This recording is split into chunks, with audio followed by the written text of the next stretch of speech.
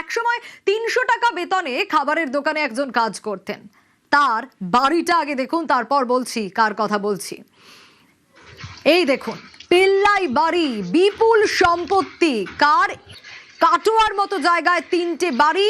সুরেন্দ্রনাথ কলেজের যে পরিস্থিতি, সে পরিস্থিতি বিগত দিনগুলোতে আমরা তুলে ধরছি। কিরকম অসামাজিক কাজকর্ম, কি ভয়ঙ্কর অবস্থা কলেজে, যেখানে টাকা উদ্ধার হয়, বেডরুম পাওয়া যায়, সেখানে মাসাজ পার্লার চলে, মদের বোতল পড়ে থাকে, কন্ডম পাওয়া যায়, একের পর এক অভিযোগ উঠে এসছে। কিন্তু এই যে যার নাম উঠেছিল কানকাটা দেবু, তারই ঘনিষ্ঠ হচ্ছে এই পরিতোষ। এই পরিতোষের বিপুল সম্পত্তি। সে কে? সে হচ্ছে সুরেন্দ্রনাথ কলেজের ভেন্ডার। রণদেব রয়েছে আমার সঙ্গে। রণদেবের কাছ থেকে জানতে চাইবো, রণদেব, একসময় ৩০০ টাকা বেতনে খাবারের দোকানে যে কাজ করত, এখন তার কাটোয়ার মতো জায়গায় এই বিপুল সম্পত্তি, বাড়ি, ফ্ল্যাট, লজ কি নেই? কিভাবে সম্ভব?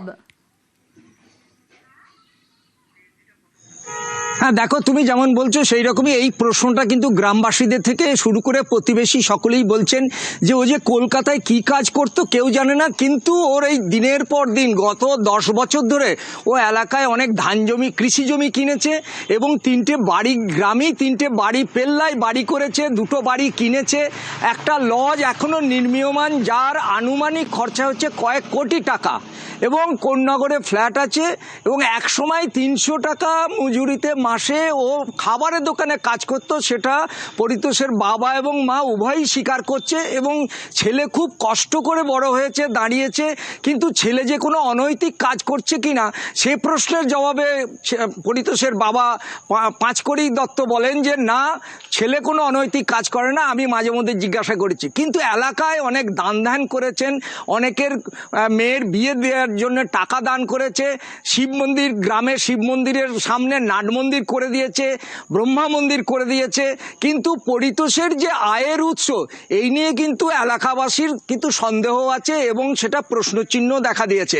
একজন প্রতিবেশী, একেবারে আয়ের উৎস নিয়ে তো সন্দেহ থাকবেই, তার কারণ ৩০০ টাকা মাইনে থেকে যদি এত বিপুল সম্পত্তি হয়ে যায় তাহলে তো হবেই। দেখি পরিতোষের বাবাই বা কি বলছেন আর স্থানীয়রাই বা কি বলছেন। শিব মন্দির নিচেটা পাথর মার্বেল করা হয়েছে, তার 10 বছর হতে আগে। আর ব্যবসার জন্য নাকি এখানে লজ করছেন আপনারা? ব্যবসা এটা ঘর ওখানে, হ্যাঁ করছে লজ, ঠিক এখন না, এখনো কমপ্লিট কিছু হয়নি। বিয়ে যদি হয় না, অনুষ্ঠান বাড়ি কি কিছু একটা করা ইয়ে হবে, এইরকম একটা উদ্দেশ্য করে করা হচ্ছে। মানে তাহলে ঠিকাদারি ব্যবসা থেকে প্রচুর আয় হচ্ছিল, এটা আপনি বুঝতে পারছেন? ঠিকাদারি আয় থেকে প্রচুর আয়, মানে ওই যা হচ্ছে ওই তো ওরকম করা হচ্ছে। কলকাতা ফ্ল্যাট নেই, ফ্ল্যাট বাড়ি একটা নেওয়া আছে এই ইয়েতে, এই কোন্নগরে থাকতো। কোথায়? কোন্নগরে থাকতো। রোজগার ভালোই নিয়ে আসে, পূজা করে, দান ধ্যান করে। সোজা পথে আয় না বেকা পথে আয়, এটা জানতেন না? সোজা পথে আমরা ক টাকা ইনকাম করি সেটা তো সাধারণ একটা জানতে হবে। আমরা ওষুধ জন্য পড়াতে পারি না।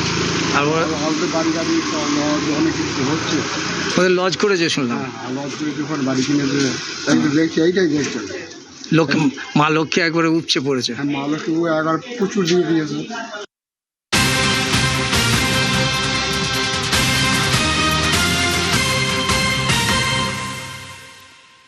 আর জলে সুরেন্দ্রনাথ কলেজের ভেন্ডার, যার কথা বলছিলাম, এই পরিতোষ দত্ত, তাকে গ্রেপ্তার করা হয়েছে। সুরেন্দ্রনাথ কলেজে টাকার পাহাড়, ইউনিয়ন রুমের আলমারিতে উইয়ে খাওয়া টাকা। মুচিপাড়া থানায় দেবাশিস আর পরিতোষের নামে এফআইআর হয়। বর্ধমান থেকে গ্রেপ্তার দেবাশিস ঘনিষ্ঠ এই পরিতোষ।